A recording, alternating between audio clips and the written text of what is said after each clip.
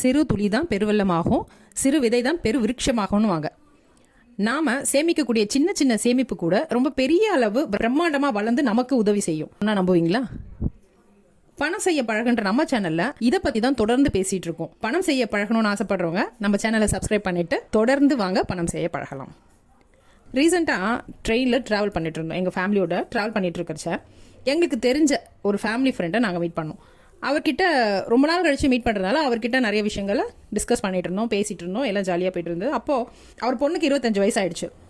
எப்படி இருக்காங்க அப்படின்னு விசாரிக்கும் போது, இல்லைம்மா கல்யாணம் பண்ணணும், எப்படி பண்ணுறதுன்னு தெரியல அப்படின்னும் போது நான் அவர்கிட்ட கேட்டேன், என்னப்பா அது கல்யாணத்துக்காக எதுவும் ரெடி பண்ணலையா, கல்யாணத்துக்கு என்னென்ன சேமித்து வச்சுருக்கீங்க அப்படின்னு கேட்கறச்ச, எங்கம்மா வருமானம் செலவுக்கே சரியாக இருக்குது அப்படின்னு சொல்கிறார். இத்தனைக்கும் என்ன கேட்டால் அவருக்கு எந்த கெட்ட பழக்கமோ எங்களுக்கு தெரிஞ்சு இல்லை.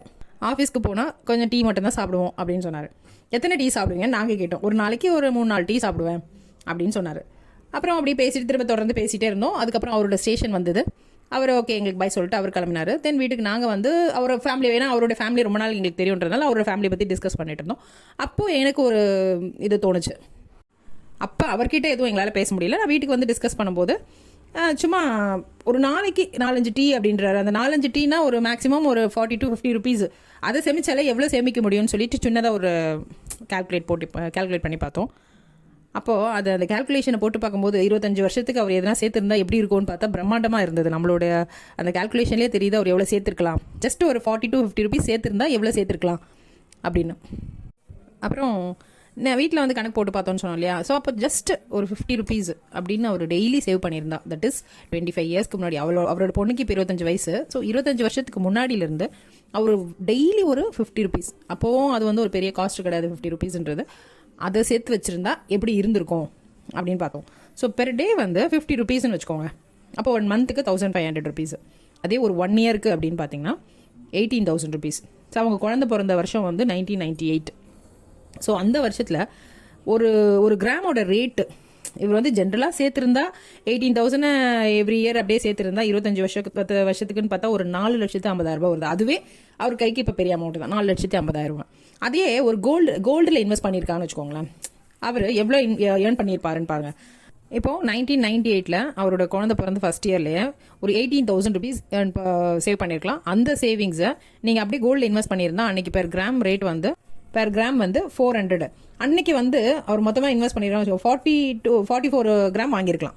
அடுத்தது 1999 கிராமோட ரேட் வந்து 420 வந்துருச்சுன்னு வச்சுங்க. அப்போ வந்து ஒரு 42 கிராம் வாங்கியிருக்கலாம்.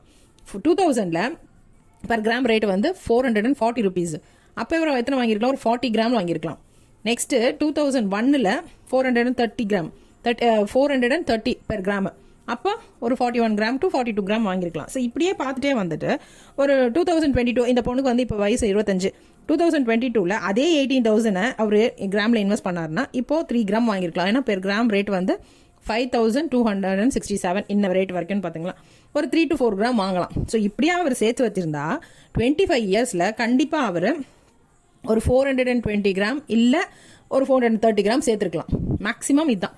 அப்படி சேர்த்துருந்தாருன்னு வச்சுக்கோங்களேன், கிட்டத்தட்ட அவர் மொத்தமாக ஒரு சவரன் எத்தனை வாங்கியிருக்கலாம் அப்படின்னா ஒரு 50லேருந்து 52 53 சவரம் வாங்கியிருக்கலாம் குழந்தைக்கு, அந்த பெண் குழந்தைக்கு. அதே தான் இதே. ஆனால் வெறும் கோல்டில் இன்வெஸ்ட் பண்ணாமல் வெறும் சேவிங்ஸாக பண்ணியிருந்தாருன்னா அவர் கையில் ஒரு 4,50,000 to 5 lakhs இருந்திருக்கும் இன்ட்ரெஸ்ட் எல்லாம் போட்டு. அது ஆனால் இது பார்த்தீங்கன்னு வச்சுக்கோங்களேன், இன்ன ரேட்டுக்கு கோல்டில் அவர் வாங்கியிருக்கிறது எத்தனை 420 கிராம் வாங்கியிருக்கலாம். அதை வந்து இன்ன ரேட்டுக்கு நம்ம கால்குலேட் பண்ணோம் அப்படின்னா கிட்டத்தட்ட 22 lakhs அவர் சேவ் பண்ணியிருக்கலாம். ஸோ இது ஒரு சிம்பிள் கணக்கு. இதே வந்து அவர் 50 ருபீஸ் செலவு பண்ணல, ஒரு நாளைக்கு ஒரு 25 ரூபாய்னா கூட கையில் கண்டிப்பாக ஒரு 11 lakh ஆன ப்ராப்பர்ட்டி அவர்கிட்ட இருந்திருக்கும்.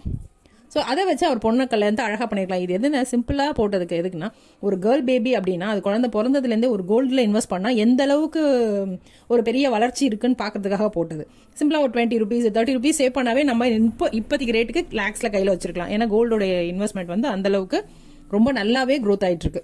சின்ன செலவுகள் தான் அப்படின்னு சொல்லிட்டு நம்மளே என்ன பண்ணுறோம், வீட்டில் தேவையில்லாத செலவுகளை நிறைய செஞ்சுக்கிட்டு தான் இருக்கோம். கண்ணுக்கு தெரியாமல் நிறைய செலவுகள் செஞ்சுக்கிட்டு தான் இருக்கும். அதெல்லாமே கம்மி பண்ணலாம். எப்படின்னு கேட்டிங்கன்னா, இப்போ வந்து அதாவது ஒரு ஹோட்டலுக்கு போகணும், இல்லை நம்ம சினிமாவுக்கு போயே ஆகணும், சினிமாவுக்கு போயிட்டு ஹோட்டலுக்கு போகலாம், சாப்பிட்டுட்டு வரலாம் அப்படின்லாம் வந்து ஒரு நார்மலாக இருக்கிறவங்க ஒரு முறை செய்கிறோம், ஒரு முறை தானே போகிறோம் அப்படின்னு யோசிச்சா கூட அதுவும் ஒரு செலவு தான்.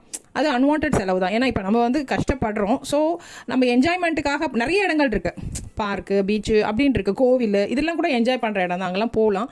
இல்லை பார்க்குக்கு போகிறோம் அப்படின்றது ஹோட்டலுக்கு போகாமல் வீட்டிலேருந்து சமைச்சு கொண்டு போகலாம்.